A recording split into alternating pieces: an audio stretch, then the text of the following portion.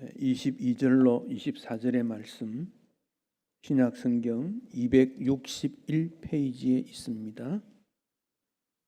로마서 15장 22절부터 24절 말씀, 우리 함께 말씀을 받들어 읽으면 좋겠습니다. 그러므로 또한 내가 너희에게 가려 하던 것이 여러 번 막혔더니 이제는 이 지방에 일할 곳이 없고 또 여러 해 전부터 언제든지 서반나로 갈 때에 너희에게 가기를 바라고 있었으니 이는 지나가는 길에 너희를 보고 먼저 너희와 사귐으로 얼마간 기쁨을 가진 후에 너희가 그리로 보내주기를 바람이라. 아멘. 세상이 참 어둡고 살아가는 것이 참 힘듭니다. 이 정도 살았으면 됐겠다, 그렇게 생각이 되지만 또 어떤 힘든 어려운 일들이 우리 앞길에 또 부딪혀 오면 좌절하고 주저앉는 일이 많은 것이 이 세상입니다. 제가 대학 다닐 때 한 40년 전에 우리 학생들을 데리고 제주도로 졸업 여행을 간 적이 있습니다. 그때 돈이 부족해서 여행사에 맡기지 못하고 제가 직접 제주도 가서 여간도 교습하고 식사도 할 것 찾고, 그래서 비행기를 못 타고 그때 배로 간 적이 있습니다. 부산에서 배를 타면 저녁에 8시쯤 출발하면 그 다음날 아침에 8시 조금 지나면 도착, 12시간 정도 걸립니다. 그 페리호가 굉장히 큽니다. 밑에 지하층이 있고 한 4층 정도 있고 아주 넓고 쾌적합니다. 개인 방도 있고, 우리는 단체 방에서 그렇게 갑니다. 제가 밤에 한 12시쯤 되어서 잠이 안 와서 다른 친구들 어떻게 지내는가 배 전체를 한번 둘러보았습니다. 뒤쪽에 가니까 엔진 소리가 막 들리고 기계 소리도 들리고 또 다 자고 있는데 제일 앞에 배 앞쪽으로 이제 가게 되었습니다.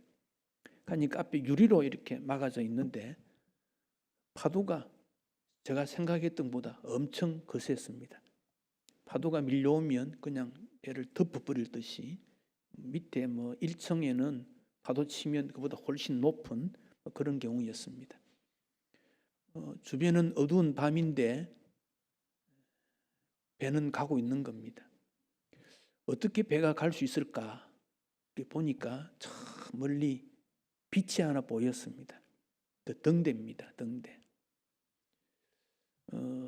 제주도로 가는 그 배도 등대가 없으면 도저히 갈 수가 없는 거예요. 요즘처럼 이 내비게이션이나 통신이 아주 발달한 시대 같으면 등대가 없을는지도 모르겠어요. 그 당시에는 등대 없으면 전혀 갈 수가 없는 그런 경우입니다. 이게 그리스도인을 예수님께서 세상의 빛이다 말씀하신 것은 어두운 바다에 빛을 비추는 존재이기 때문에 그렇게 말씀을 하셨습니다. 그러니까 우리는 빛이다. 나는 빛이다. 빛은 발휘만 하면 되는 거예요. 빛이기 때문에, 어두움을 밝히기 때문에 그 역할을 우리는 해야 합니다. 하나님께서 이스라엘을 선택하신 것은 세상의 빛이 되라는 겁니다. 이스라엘이 나라가 크고 백성들이 똑똑하고 능력이 있어서가 아닙니다. 아주 적은 민족입니다. 나라도 없었지 않습니까? 아브라함을 불러서 그렇게 한 것은 빛이 되라는 겁니다. 그런데 이스라엘은 빛이 되지를 못합니다. 처음에는 좀 뭔가 되는 것 같았는데 주변 나라 눈치 보다가 우상숭배와 탐욕을 따름으로 하나님을 떠나게 되고, 그러자 이방 나라로부터 학대를 받고 박해도 받고, 이방 세력들은 여호와 하나님을 믿는다는 게 저거밖에 안 되는구먼 교만해지고, 이스라엘은 그들의 잘못을 생각하지 아니하고 하나님께서 외면하신다 그리 생각을 했습니다. 그러나 하나님께서는 그들을 버려둔 게 아니라 때가 되면 다시 일하시는 그 모습을 우리는 역사를 통해서 알고 있습니다. 시편 121편은 성전에 올라가는 노래인데 그 하나님은 지키시는 분, 일하시는 분이라는 겁니다.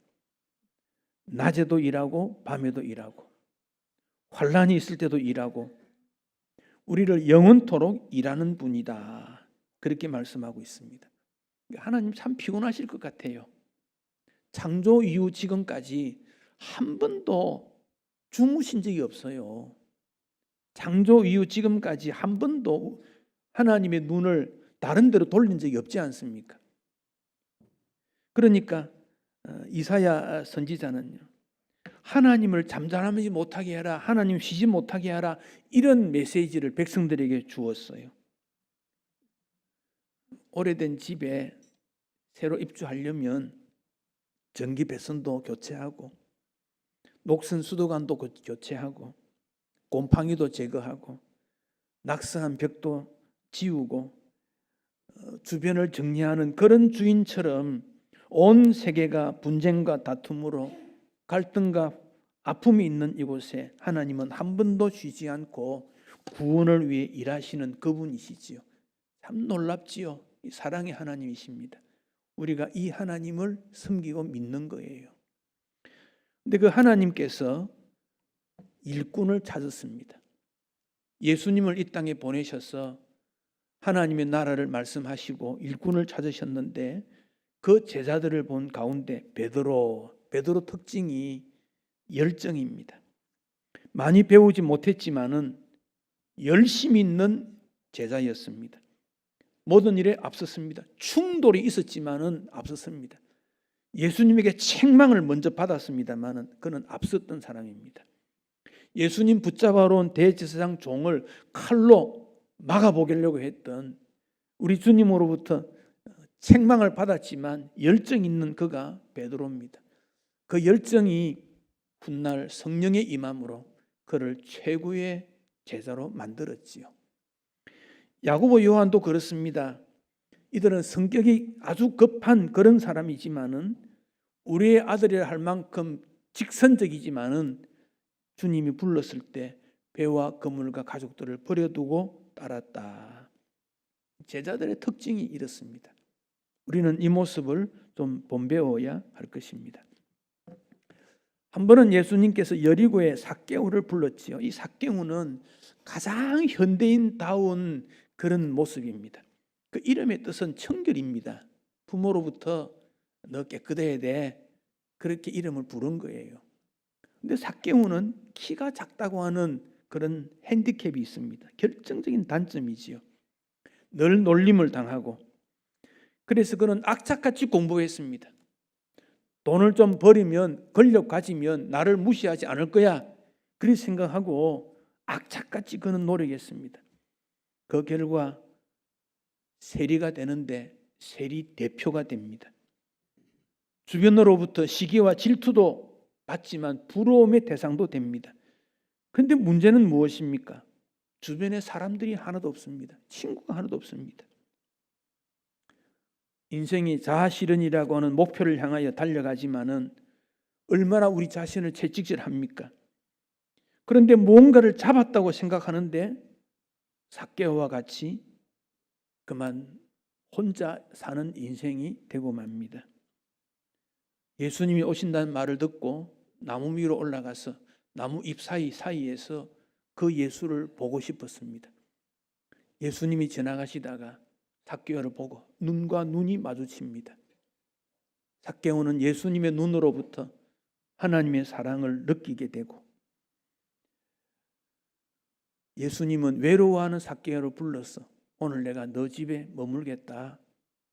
이제 삭개오는 완전히 달라지고 그는 여리고의 정인이 되어졌습니다. 오늘 우리가 여러 불만을 극복하고 강한 성격의 소유자나 혹은 멸시받든지 간에 예수님을 만남으로 말미암아 주님이 우리를 기뻐하시는 제자의 길을 걷게 되는데 그들에게 우리 주님께서는 온 천하에 다니며 모든 사람에게 복음을 전해야 된다 하는 사명을 주었습니다. 그래서 교회를 정인 공동체라고 말하고 성도들을 복음의 정인이다 그렇게 불렀습니다.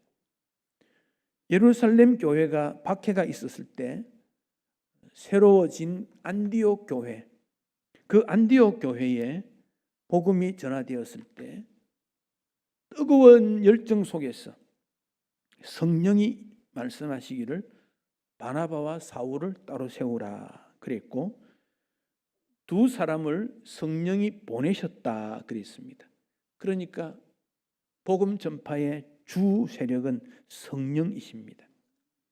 성령 하나님께서 사람들을 보내어 사람을 만나게 하고 예수님을 전하고 성령 하나님께서 그들을 보내어 사람의 질병을 치유하고 문제를 해결하고 성령 하나님께서 가라고 해서 그들은 갔고 초대교회 성도들은 성령 하나님께서 함께 하심으로 식사도 하고 울고 웃고 고생도 하고 박해도 하고 즐거워도 하는 그들이 정인 공동체였습니다.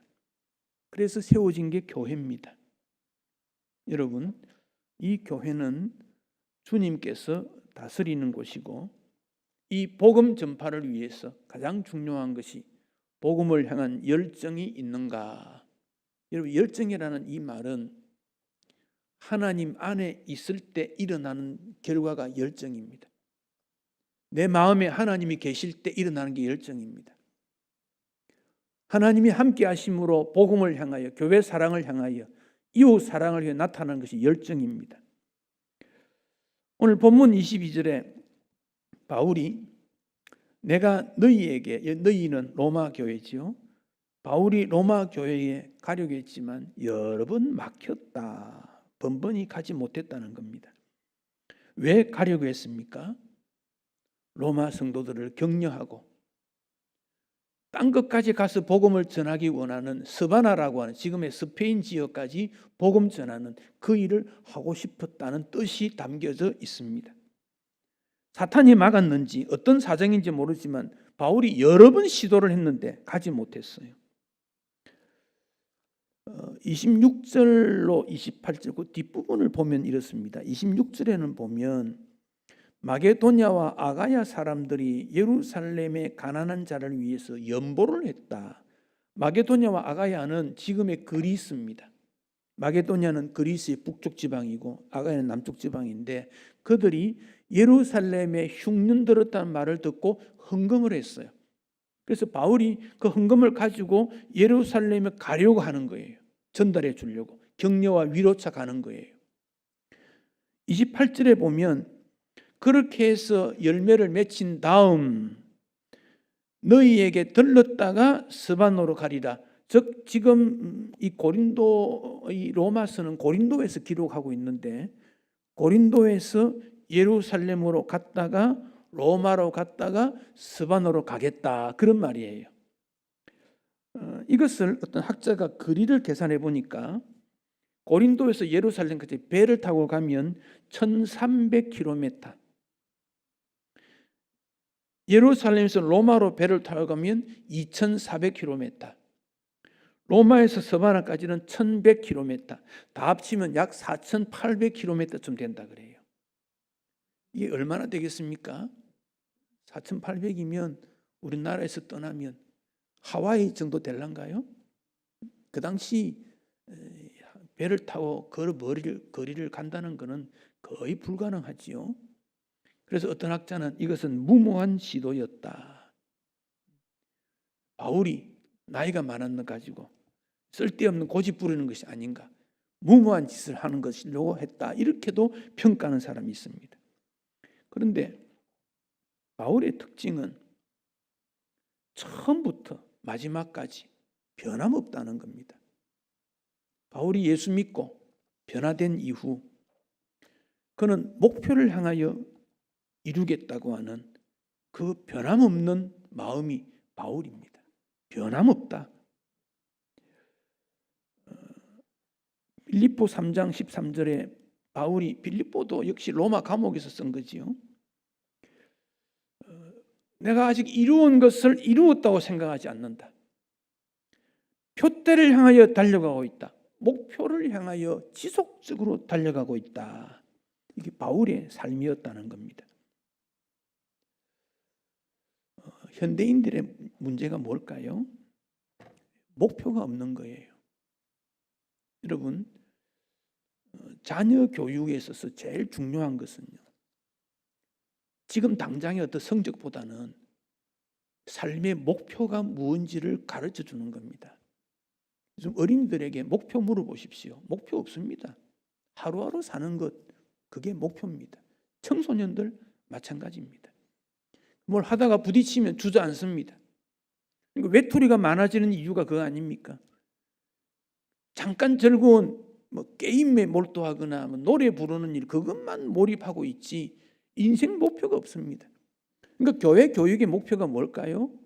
그 인생의 목표가 뭔지를 제시해 주는 거예요. 그 목표로 가는 과정에서는 수많은 장애도 있고 늦을 수도 있고 문제가 있을 수 있지요.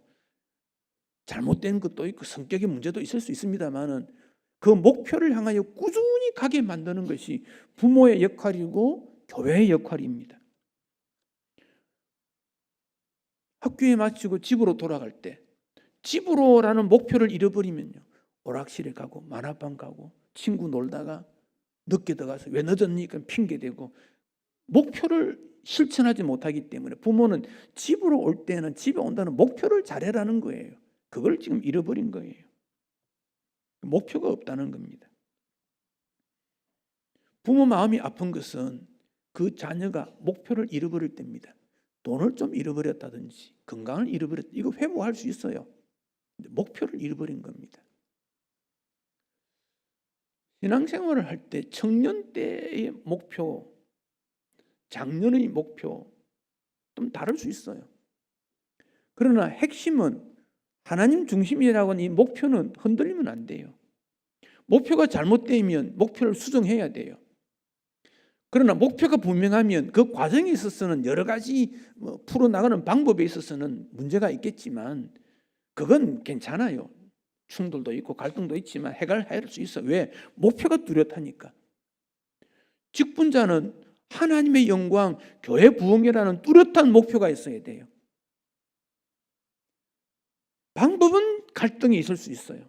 목표는 분명해야 됩니다. 이런 벌이 꿀을 따모으는데 1g 꿀을 모으는데 125꼬송이를 가서 물고 와야 1g 된대요.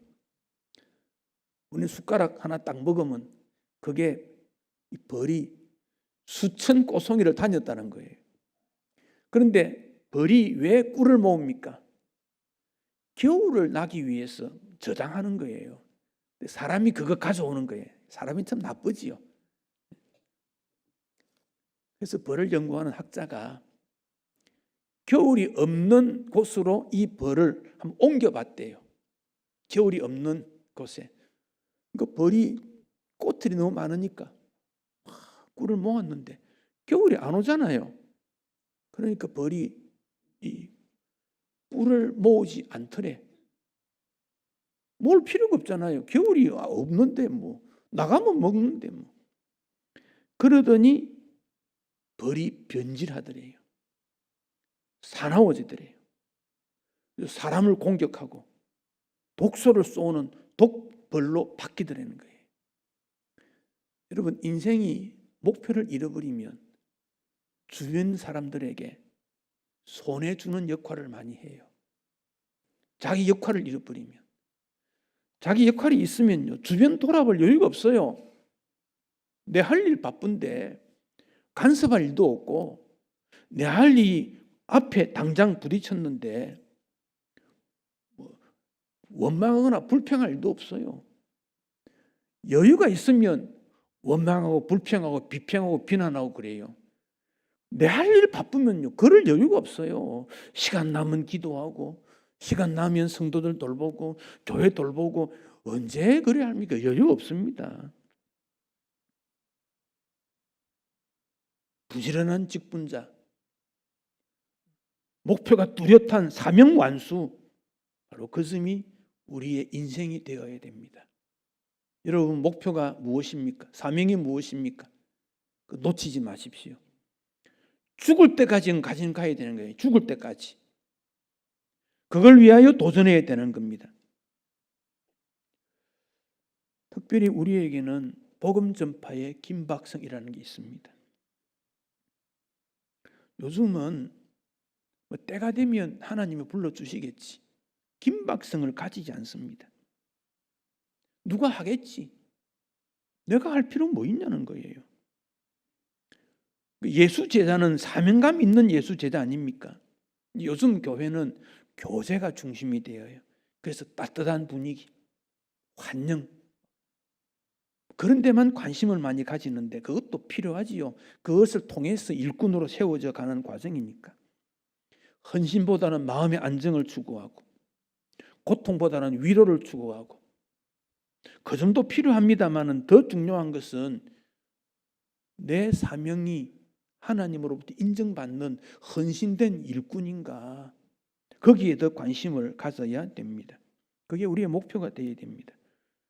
천국이 없다면 우리의 직분 신앙생활이 뭐가 되겠습니까?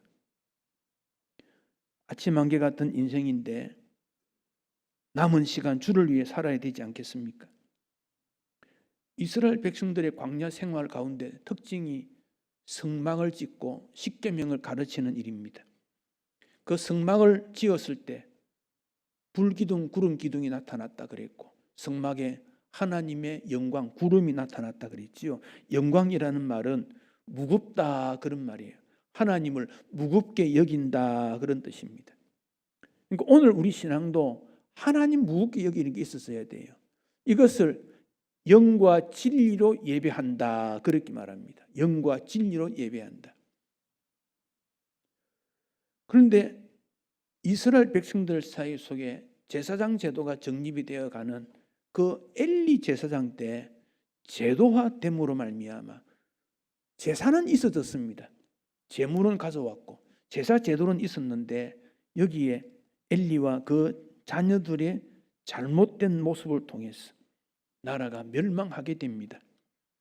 하나님께서는 블레셋을 통해서 공격을 시켰는데 첫 번째 전쟁에서 4,000명 군사를 잃게 됩니다. 깜짝 놀라고 그 원인이 뭔가를 찾아보다가 언약궤를 가지고 가자 그렇게 말했습니다. 그래서 실로에 있는 언약궤를 전쟁터에 가지고 갑니다. 그런데 이 결과는 최악의 패배가 나타나는데 3만 명이 죽습니다. 언약궤 없었을 때는 3,000명 죽었어요. 언약궤 가져갔는데 3만 명, 그러니까 7배, 8배 더 큰 문제가 일어났어요. 잘못된 신앙은 하나님께 모욕되는 그런 결과가 나타나게 된 것입니다. 다시 말하면 교회가 교회답지 못하면 하나님의 영광이 가릴 수밖에 없다는 겁니다. 그러므로 우리는 하나님 위엄스러운 그 영광스러움이 계속적으로 일어나도록 하나님 말씀을 중요하게 여기고 하나님을 최고로 여기는 신앙생활을 지속적으로 해야 되는 거지요. 바른 신앙생활이라는 것은 말씀 따라 순종하는 게 바른 신앙생활입니다. 이사야 선지자는 훗날 메시아가 이 땅에 오셔서 이 땅을 심판하실 것을 예언했는데, 그래서 이사야 선지자의 내용이 예수님의 초림과 재림을 동시에 다 다루고 있습니다. 어느 것이 초림이고 재림인지를 좀 분별할 필요가 있는데 이게 섞여 있기 때문에 그렇습니다. 예수님 재림에 관한 말씀을 24장에서 말했습니다. 높은 데서 군대를 별하고 왕을 벌하고 죄수로가 되게 하고 옥에 갇히게 하고 형벌을 받게 될 거다. 하나님을 거역하는 그들의 최후를 말하고 있습니다. 달이 수치를, 해가 부끄러움을 당하게 될 것이다. 심판을 말씀하고 있습니다. 이 심판이 너무 엄중하니까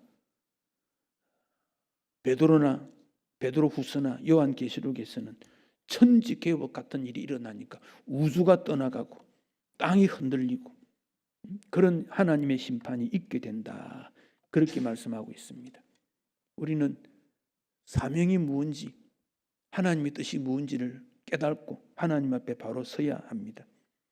이 하나님의 영광을 위한 신앙을 위하여 우리는 도전할 필요가 있다는 겁니다. 이게 열정입니다. 도전이라는 것은 이룰 수 없는 경우도 있지요. 그러나 도전하는 겁니다. 23절, 이제 이 지방에 일할 곳이 없다. 이 지방이 원래 성경에 복수로 되어 있습니다. 이 지방들 그렇게 되어 있습니다. 지중해 동부 지역에 있는 에베소, 고린도, 데살로니가, 빌립보, 다메섹, 안디옥 그 지역을 말하고 있습니다. 그리고는 서바나로 가려고 한다. 실패할 수 있는 일이지요. 그렇지만 바울은 이곳에 가야 되겠다. 가야 되겠다. 데이비드 브레이너드라는 사람은 폐결핵으로 죽었던 하나님의 종인데 그가 임종을 앞두고 인디안 아이들에게 성경 읽기를 가르치는 것이 제일 기뻤다. 죽음 앞두고도 성경 읽기를 가르쳤다 그럽니다. 도널드 그레이드 반 하우스라는 목사님은 하나님께서 나를 영원히 은퇴할 때까지 나는 일한다. 시간이 되어서 나이가 되어서 아니라 영원히 은퇴할 때까지 그렇게 말했습니다. 바울이 나이가 많고 그럼에도 왜 복음 전하는 일을 최종 목표까지 정했을까요? 그의 하나님 나라의 복음을 위한 도전이 그에게는 꿈이었기 때문에 그렇습니다. 24절에 이제 서반노로 갈 때 지나가는 길 너희를 보고 먼저 너희와 사귀고 기뻐하고 그리고 너희가 나를 좀 그리 보내주면 좋겠다. 너희들이 나를 끝까지 후원해주면 좋겠다. 즉 너희들도 이 복음 전파하는 일에 동참하면 좋겠다. 그 요청을 하고 있습니다. 여러분 30절을 한번 볼까요? 30절을 스크린에 알렸습니다만 30절 형제들아 내가 우리 주 예수 그리스도와 성령의 사랑으로 말미암아 너희를 권하노니 너희 기도에 나와 힘을 같이하여 나를 위하여 하나님께 빌어.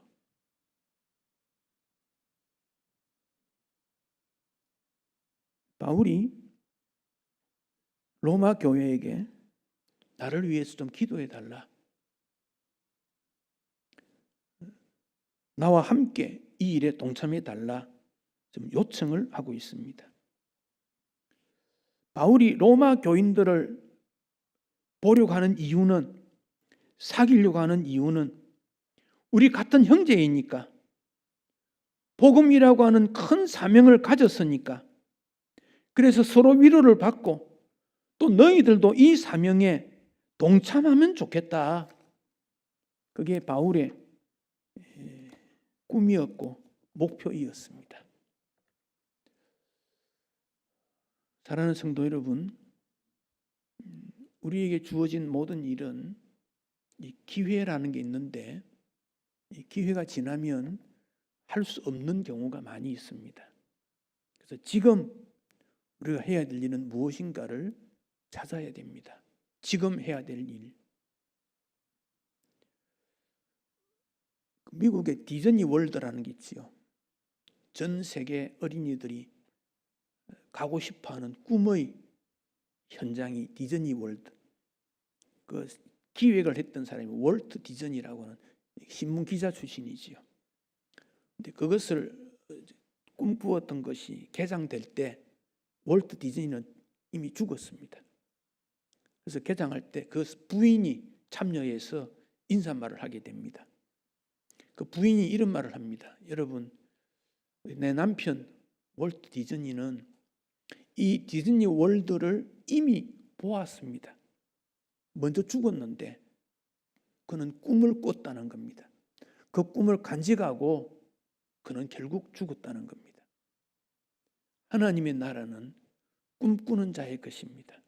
먼저 본다는 겁니다. 아, 이렇게 되는구나. 아무것도 없는 곳에 도와주는 사람 없는 곳에 꿈을 가지고 도전하면 하나님이 이루어 주시는구나. 그게 꿈이거든요. 바울의 복음 전파의 꿈은 우리가 볼 때는 이제 노후에 좀 실만한데 그런 생각을 하게 됩니다. 근데 바울은 무슨 소리냐? 나는 비천도 풍부도 처할 줄 안다. 배부를 때도 있었고 배고픈 때도 있었다. 모든 비결을 가진 사람이다. 나는 비천해도 낙심하지 않고 풍부해도 교만하지 않는 하나님의 사람이다. 감사하고 행복한 인생이다. 여전히 나는 하나님을 위해서 도전하고 싶다. 그 꿈을 가지고 있습니다. 사랑하는 성도 여러분, 우리 교회가 지난날 지나오면서 여러 힘든 과정들이 있었지요. 이건 모든 교회들이 그렇습니다. 그때마다 지혜를 주셨고 하나님께서 선하게 인도해 주셨습니다. 여기까지 왔습니다. 이제 우리가 어떤 준비를 해야 될 것인가 하는 미래를 내다보는 그런 꿈을 또 가져야 되는데, 여러분 미래를 향한 꿈을 위해서 좀 기도를 좀 많이 해주시면 좋겠습니다. 지도력도 변화가 되고 환경도 변화가 되고 사람도 변하게 됩니다. 여기에 하나님의 뜻이 무엇인지를 깊이 기도해야 됩니다. 하나님의 뜻이 확실하다면 말할 수 있지만 그렇지 않으면 말을 하면 안 됩니다. 개인의 생각을 앞세우는 것은 매우 위험합니다. 하나님이 분명한 뜻을 제시하실 때 그것을 이루기 위해 또한 기도해야 됩니다. 그런데 짐작으로 내 생각으로 이렇게 되면 좋겠다, 저렇게 되면 좋겠다, 매우 위험합니다. 또 우리 인생은 변화가 많이 일어나게 되는데 그 변화에 대해서도 주님 앞에 주의 뜻을 구하는 도전입니다. 시간적으로 환경적으로는 끝나지 모르지만 우리 생명 다할 때까지 복음 전파라고는 이 사명은 잊을 수 없는 일이고 놓칠 수 없는 사명입니다. 직분이 끝났다고 해서 그 사명을 놓치는 게 아닙니다. 그 교회를 향한 사명, 우리 모두에게 주어진 정인의 사명이 우리에게 일어나기 때문에 그렇습니다. 그래서 그것을 위해 우리는 헌신해야 되는데 내 것이 아니라 하나님의 것을 하나님에게 드리는 헌신의 삶은 지속적으로 이루어져야 됩니다. 만약 내 욕심으로 내 인생을 판단하고 내 욕심으로 뭘 하겠다는 결과는 불행입니다. 그 열매는 하나님께서 인정하지 않으실 것입니다. 그러나 하나님께서 기뻐하시는 그 길을 위한 보람과 헌신이 일어날 때 행복이 있고 하나님께서 기뻐하시게 될 것입니다. 지금은 기도해야 될 때입니다. 기도의 자리가 정말 요구됩니다. 기도의 사명은 누구든지 할 수 있습니다. 모든 분들에게 이루어질 일입니다. 뜨거운 마음을 가지고 하나님이 나에게 주신 비전뿐 아니라 정인 공동체, 우리 교회를 향한 미래의 비전을 위해서 지속적으로 기도해서 복음이 지속적으로 전파될 수 있도록 헌신하는 주의 백성 되시기를 축복합니다. 기도하시겠습니다.